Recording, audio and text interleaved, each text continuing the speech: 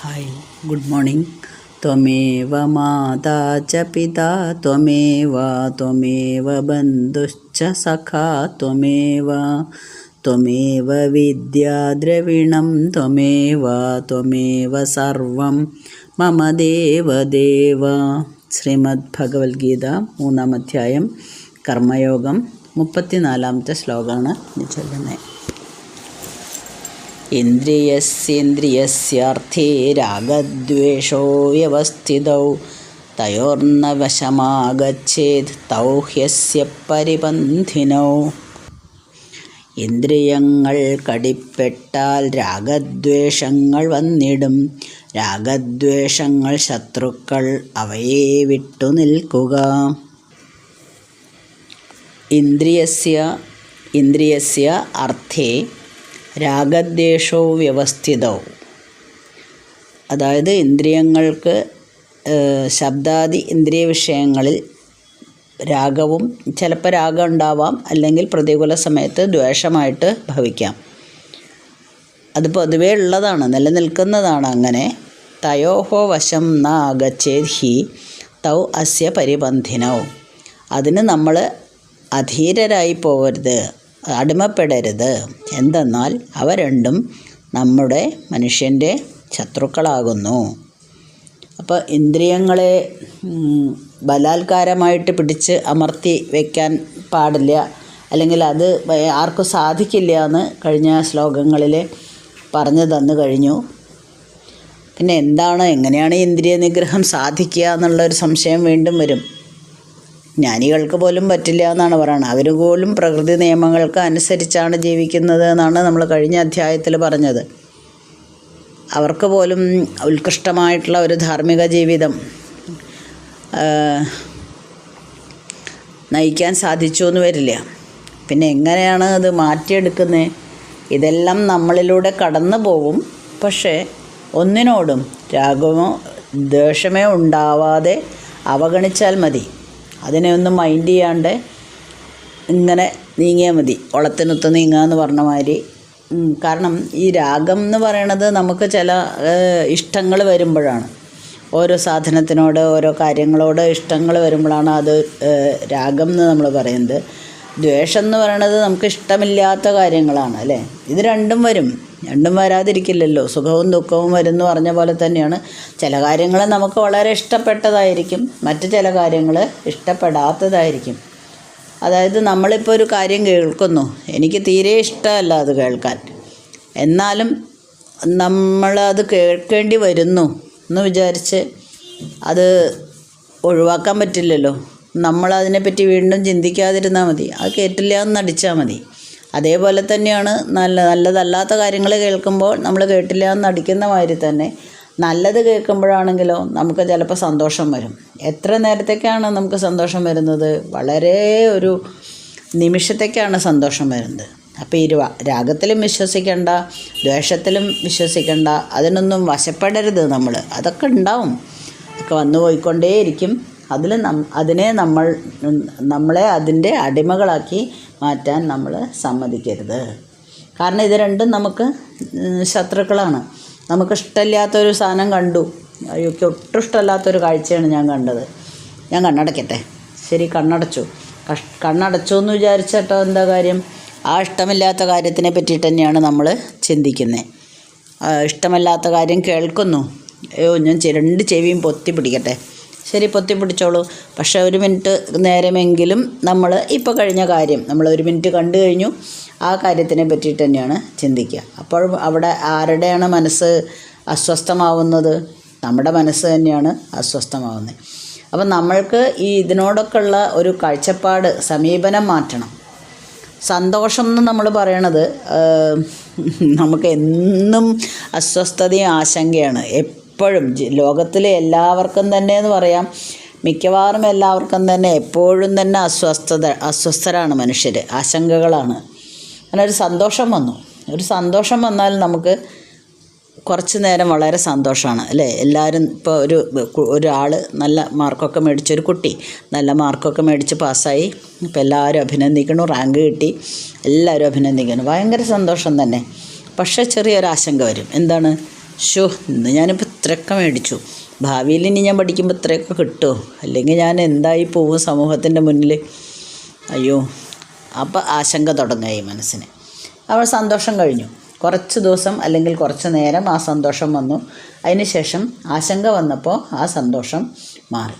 കാരണം ഭാവിയെ പറ്റിയിട്ടുള്ള ആശങ്കയാണ്. ഇനി എനിക്ക് എത്താൻ പറ്റുമെന്ന്. ഒരസുഖം വന്നു. ഒരസുഖം വന്നാലും നമുക്ക് ആശങ്ക തന്നെയാണ്. എന്താണ്, ഈ അസുഖം എന്നെ മരണത്തിലേക്ക് നയിക്കുമോ? ഒട്ടും ചികിത്സിച്ചിട്ടൊന്നും ഒരു ഭേദവും കിട്ടുന്നില്ലല്ലോ. അപ്പോൾ ഇതെന്നെ മരണത്തിലേക്ക് നയിക്കുമോ എന്നുള്ള ആശങ്ക. ഇനി സന്തോഷമാണ് വരുന്നേച്ചാലും അപ്പോഴും ആശങ്ക തന്നെയാണ്. ഒരു കുട്ടി ഉണ്ടായി, ഇപ്പോൾ കുട്ടി വളരുന്നു, അപ്പോഴും ആശങ്ക തുടങ്ങി. കുട്ടിയുടെ ഓരോ ഘട്ടങ്ങളും നമുക്ക് ആശങ്കയാണ്. ഇപ്പോൾ ഇന്നലെ പറഞ്ഞുള്ളൂ, മകൻ്റെ കുട്ടി കമിഴ്ന്നിട്ടില്ല, 4 മാസമായി കമിഴ്ന്നിട്ടില്ല. അപ്പോൾ ചെറിയൊരു ആശങ്ക എല്ലാവർക്കും, ഇവനെന്താ കമിഴാത്ത്. അത് പറഞ്ഞുകൊണ്ടിരിക്കുമ്പോൾ ഇന്ന് രാവിലെ ആദ്യമായിട്ട് അമ്മയെ കമന്നോന്നും പറഞ്ഞ് വിളിച്ചേക്കണം. അല്ല, ചെറിയൊരു ടെൻഷൻ, എന്തത് ഈ കുട്ടി കമിഴാത്തതെന്ന്. തന്നെ സമയമാകുമ്പോൾ ചെയ്തോളും, നമ്മളൊന്ന് ക്ഷമിച്ച് കാത്തിരുന്നാൽ മതി. അവിടെയും ഒരാശങ്ക. അങ്ങനെ നമുക്ക് എന്നും എല്ലാ മനുഷ്യന്മാർക്കും എല്ലാ കാര്യത്തിലും ആശങ്ക തന്നെയാണ്. നന്നായി ജീവിക്കുമ്പോഴും ആശങ്ക. എന്താണ്, ഇന്ന് ഞാൻ വളരെ നന്നായിട്ട് ജീവിക്കുകയാണ്, എനിക്കൊരു കുഴപ്പമില്ല, സന്തോഷത്തോടെ ജീവിക്കുന്നു. അപ്പോൾ മറ്റുള്ളവരുടെ ദുഃഖങ്ങൾ കാണുമ്പോൾ വീണ്ടും നമുക്ക് ആശങ്ക, അയ്യോ നാളെ എനിക്കിത് വരുമോ, ഞാനങ്ങനെയായി പോവോ. അപ്പോഴും ആശങ്ക. അപ്പോൾ എവിടെയാണിത് തീരുന്നത്? ഒരിക്കലും തീരുന്നില്ല. അപ്പം നമ്മളെല്ലാം എപ്പോഴും കാത്തിരിക്കുന്നത് അധികം സുഖങ്ങളൊന്നും ആയിരിക്കില്ല, മിക്കവാറും ദുഃഖങ്ങൾ മാത്രമായിരിക്കും. കാരണം ഈ സുഖം എന്ന് പറയണതും നൈമിഷികമാണ്. ദുഃഖത്തിലും നമുക്ക് ആശങ്കയില്ല. ഇനി സുഖത്തിൽ നേരത്തെ പറഞ്ഞ പോലെ നൈമിഷികമാണ്, അത് വരും പോവും. അതിലും ആശങ്കയില്ലെങ്കിൽ നമുക്ക് ഒന്നിനെ പറ്റിയിട്ടും പേടിക്കാനില്ല. ആരാണ് ഈ ദുഃഖങ്ങൾ മുഴുവൻ വരുത്തുന്നത്? സന്തോഷങ്ങളാണല്ലോ ആശങ്കകൾ വരുത്തുന്നത്. ആശങ്കകൾ വരുത്തുമ്പോഴാണ് നമുക്ക് ദുഃഖം ഉണ്ടാവുന്നത്. അപ്പോൾ സത്യത്തിൽ ദുഃഖങ്ങൾ വരുത്തുന്നത് ആരാണ്? സന്തോഷങ്ങൾ തന്നെയാണ് നമുക്ക് ദുഃഖം വരുത്തുന്നത്. അതുകൊണ്ട് ഈ സന്തോഷം എന്ന് പറയുന്നത് സുഖത്തിന് തുല്യം തന്നെയാണ്. രണ്ടും ഒരുപോലെയാണ് എന്നുള്ള അവസ്ഥ നമുക്ക് എത്തിക്കിട്ടിയാൽ നമ്മൾ രക്ഷപ്പെട്ടു. മറ്റുള്ളവരെ പറ്റിയിട്ട് ചിന്തിക്കുമ്പോൾ, അതായത് ഞാനൊരു കാര്യം ചെയ്യുന്നു, ഇതിനെപ്പറ്റി മറ്റുള്ളവരെന്ത് പറയും. ഇപ്പം ഞാനിത് ഇങ്ങനെ നിങ്ങൾക്ക് പറഞ്ഞു തരണു. സത്യത്തിൽ എനിക്കും ആദ്യമൊക്കെ മടിയുണ്ടായിരുന്നു, ഇത് എന്തിനാണ് ഗ്രൂപ്പിലിടണം, 4 ആൾ വായിക്കുമ്പോൾ ഇത് എന്തായിരിക്കും ഇപ്പം എന്നെപ്പറ്റി പറയുക, വളരെ മോശം അഭിപ്രായം പറയുമോ, നല്ലത് പറയണമെന്ന് ഞാൻ ആഗ്രഹിക്കുന്നില്ല. കാരണം എനിക്കറിയാം അതിൽ ഫ്ലോപ്സ് ഉണ്ട് എന്നുള്ളത്, ഇഷ്ടംപോലെ ഉണ്ട് എന്നുള്ളത്. വളരെയധികം തെറ്റ് വരുത്തുന്നില്ലെങ്കിലും അത്ര നല്ല എക്സ്പ്ലനേഷനൊന്നും അല്ല എന്നും എനിക്കറിയാം. സാധാരണക്കാർക്ക് മനസ്സിലാവുന്നവർക്ക് പോലെ പറഞ്ഞു തരുന്നു എന്നേ ഉള്ളൂ. എന്നാലൊരാശങ്കയാണ്. എന്താണ്, 4 ആൾ വായിക്കുന്നതാണല്ലോ, ഇത്രയും ഗ്രൂപ്പിൽ 2-3 ഗ്രൂപ്പിൽ ഇടുന്നതാണ്, ഇവരെല്ലാവരും വായിക്കുമ്പോൾ ഇവരെന്നെപ്പറ്റി എന്ത് വിചാരിക്കും. പുറത്തിറങ്ങാനും എല്ലാ കാര്യങ്ങൾക്കും നമുക്ക് അങ്ങനെയാണ്. നമ്മൾ ഗ്രൂപ്പുകളൊക്കെ ചിലപ്പോൾ സൈലൻ്റായി പോകുന്നത് തന്നെ അതാണ്. കാരണം ഒരാളൊരു വാചകം പറഞ്ഞു കഴിഞ്ഞാൽ അത് ചിലപ്പോൾ 50 ആളോ 60 ആളോ കേൾക്കും. അവരൊക്കെ എന്നെപ്പറ്റി എന്ത് വിചാരിക്കും, അവർക്ക് വേറെ ജോലികളുണ്ട്, അവരെന്തോ വിചാരിച്ചോട്ടെ, നമുക്ക് അതിനെപ്പറ്റി പ്രശ്നമില്ല എന്ന് എടുത്തു കഴിഞ്ഞാൽ നമുക്കും പ്രശ്നമൊന്നുമില്ല. അപ്പം നമ്മളെ പറ്റി മറ്റുള്ളവരെന്ത് ചിന്തിക്കും എന്ന് വരുമ്പോഴാണ് നമ്മളൊക്കെ സങ്കടം വരുന്നത്, അല്ലെങ്കിൽ ആശങ്ക വരുന്നത്. കുറച്ചും കൂടെ ഉയർന്ന തലത്തിൽ ചിന്തിക്കുന്നവർ, അവർക്ക് ഈശ്വരനാണ് സുഖവും ദുഃഖവും ഒക്കെ തരുന്നത് എന്നുള്ളത് കുറച്ചും കൂടെ മനസ്സിലാക്കാൻ പറ്റും. നമുക്ക് അത്ര എത്തിയിട്ടില്ല നമ്മൾ, അതുകൊണ്ടാണ്. എന്തായാലും നമ്മൾ ഇന്ദ്രിയ നിഗ്രഹം വരുത്തണമെങ്കിൽ ഈ സുഖവും ദുഃഖവും ഒരുപോലെയാണ് എന്നുള്ള ഒരു ആറ്റിറ്റ്യൂഡ് എടുക്കണം. മനസ്സ് നമ്മുടെ കയ്യിൽ, അനുഭവങ്ങളൊക്കെ പ്രകൃതി നിയമങ്ങളുമാണ് തരുന്നത്. അപ്പോൾ ആ പ്രകൃതിയുടെ നിയമങ്ങൾ അവരനുഷ്ഠിച്ചുകൊണ്ടേയിരിക്കും. അതിൽ ഒന്നിലും അമിതമായ ആസക്തി വരുത്താതെ, അതായത് ദുഃഖമാണോ ശരി വന്നോട്ടെ പൊക്കോട്ടെ, സുഖമാണോ ശരി വന്നോട്ടെ പോയിക്കോട്ടെ, അങ്ങനെയുള്ള ഒരു ആറ്റിറ്റ്യൂഡ് നമുക്ക് എന്നെത്തുന്നു അവിടെയാണ് ഇന്ദ്രിയ നിഗ്രഹം സാധിക്കുന്നത്. ഇതാണ് അർജുനന് പറഞ്ഞു കൊടുത്തത്. അപ്പോൾ ഇങ്ങനെയൊക്കെ നമ്മൾ പ്രിയങ്ങളിൽ നിന്നും അപ്രിയങ്ങളിൽ നിന്നും ഒക്കെ നമ്മൾ വേർപെട്ട് നിൽക്കണമെങ്കിൽ നമുക്ക് കുറച്ച് ദുരഭിമാനങ്ങളൊക്കെ ഒഴിവാക്കേണ്ടി വരും. അതൊക്കെ ഈ പ്രിയം അപ്രിയം എന്നൊക്കെ പറയണത് അഹന്തയാണ്. നമ്മളുടെ മനസ്സിൽ തന്നെയാണ് ഈ അഹന്ത തലപൊക്കുന്നത്. അപ്പോൾ ഈ നമ്മളുടെ വാസനകൾ കുറയുന്നതിനനുസരിച്ച് മനസ്സ് നിന്ന് ഇതെല്ലാം പോയിക്കോളും, അഹന്ത ഇല്ലാണ്ടാവും. അതുകൊണ്ട് ഇതിനൊക്കെ ഒരു പോംവഴിയും കൂടെ ഉള്ളൂ. എന്താണ്? ഇന്ദ്രിയ നിഗ്രഹണം ചെയ്യുക. അത് മാത്രം അത് കയ്യിൽ വരുത്തുക, അതായത് നമ്മുടെ വരുതിക്ക് ഉള്ളിലാക്കുക. അതിന് ശേഷം സ്വധർമ്മം ആചരിക്കുക. അപ്പം ഈ സ്വധർമ്മം ആചരിക്കുന്നതിനെ പറ്റിയിട്ടാണ് അടുത്ത ശ്ലോകത്തിൽ പറഞ്ഞു കൊടുക്കുന്നത്. 35-ാമത്തെ ശ്ലോകം. ശ്രേയാൻ സ്വധർമ്മോ വിഗുണ പരധർമാത് സ്വനുഷ്ഠിതാത് സ്വധർമ്മേ നിധനം ശ്രേയാ പരധർമ്മോ ഭയാവഹ. ഒട്ടനുഷ്ഠിക്കലും ശ്രേഷ്ഠം സ്വധർമ്മം തന്നെ നിശ്ചയം, മരിച്ചാലെന്നതും നന്മ പരധർമ്മം ഭയങ്കരം. സ്വനുഷ്ഠിതാത് പരധർമാത് വിഗുണഃ സ്വധർമ്മഃ ശ്രേയാൻ. നന്നായി അനുഷ്ഠിപ്പിക്കപ്പെട്ട ഒരു പരധർമ്മത്തേക്കാൾ ഗുണം കുറച്ച് കുറഞ്ഞാലും ശരി സ്വധർമ്മം തന്നെയാണ് ശ്രേയസ്കരം. സ്വധർമ്മേ നിധനം ശ്രേയ പരധർമ്മ ഭയാവഹ. സ്വധർമ്മത്തിൽ വ്യാപരിച്ചുകൊണ്ടിരിക്കുമ്പോൾ ഉള്ള മരണം പോലും ശ്രേയസ്സുണ്ടാക്കും. എന്നാൽ പരധർമ്മമാണെങ്കിൽ നമുക്ക് ഭയത്തെയാണ് ഉണ്ടാക്കുന്നത്. അപ്പോൾ ഭഗവാനൊരു സംശയം. അർജുനനിനി ആദ്യത്തെ ശ്ലോകത്തിൽ ആദ്യം ശ്ലോകം തുടങ്ങിയപ്പോഴേ പറഞ്ഞിട്ടുണ്ടല്ലോ, വിഷണ്ണനായിട്ടിരിക്കുമ്പോഴേ പറഞ്ഞിട്ടുണ്ട് ഞാൻ ഡയറക്റ്റായിട്ട് സന്യാസത്തിലേക്ക് പോയിക്കോട്ടെ.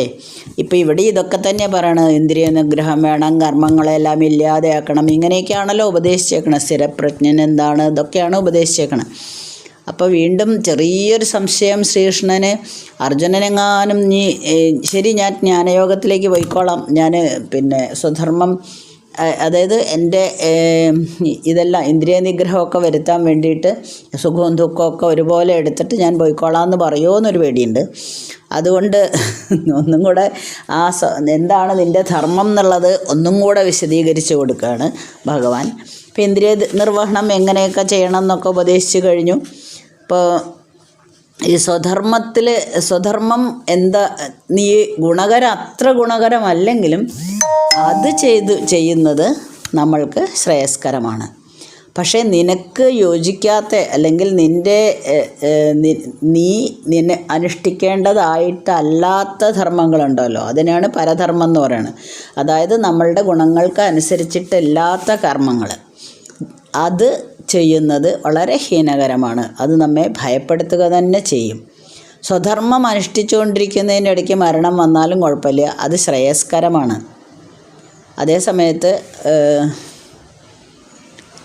നീ വേറൊരു ഫലത്തിന് വേണ്ടിയിട്ടോ അല്ലെങ്കിൽ വേറൊരു കർമ്മം, നിനക്ക് യോജിക്കാത്ത ഒരു കർമ്മം ചെയ്യാനായിട്ട് നീ തുനിയുകയാണെങ്കിൽ അതിൽ നിനക്ക് ഒരിക്കലും തിളങ്ങാൻ പറ്റില്ല. അല്ലേ, നമുക്ക് നമ്മുടേതായിട്ടുള്ള കാര്യങ്ങൾ. അപ്പോൾ എന്നോട് ചിത്രം വരയ്ക്കാൻ പറഞ്ഞാലോ പാട്ട് പാടാൻ പറഞ്ഞാലോ ഒന്നും എനിക്ക് പറ്റില്ല, എനിക്കതിൽ തിളങ്ങാൻ പറ്റില്ല.